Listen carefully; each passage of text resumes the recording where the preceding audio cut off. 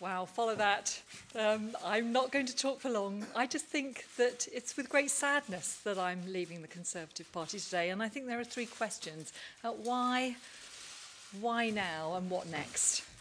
So first, for the why, I have to ask myself, would I have joined the party in 2009 and sat to be the first ever candidate selected by a full open postal primary in my Totnes constituency if the party had looked then as it has become today? And the answer is no.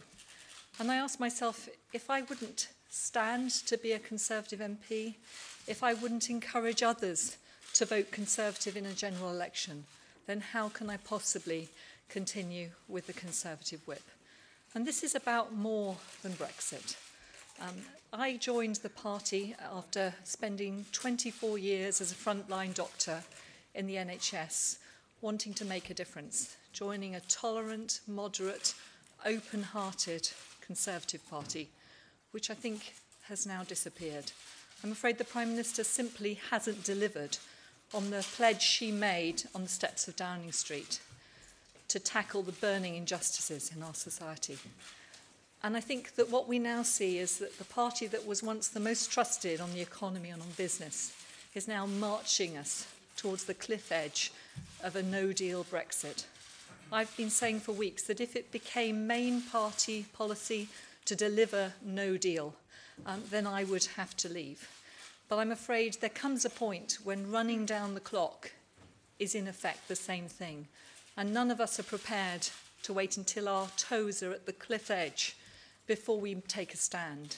And before we are prepared to say, if necessary, putting our careers on the line, to say, please change your mind, Prime Minister. This is not a binary choice between no deal and a poor deal. There is a third way, and that third way is to hand that decision back to the British people, to allow them to look at the evidence, to weigh up the prospect, the pros and the cons of the actual Brexit deal, as opposed to the fantasy promises that were made during the referendum campaign, to allow the public to weigh up the pros and cons and give their valid consent to this deal. So that's why today we're taking a stand and why we're doing it now. And we're proud that we're going to be part of the new independent group of MPs sitting together and hoping to fix our broken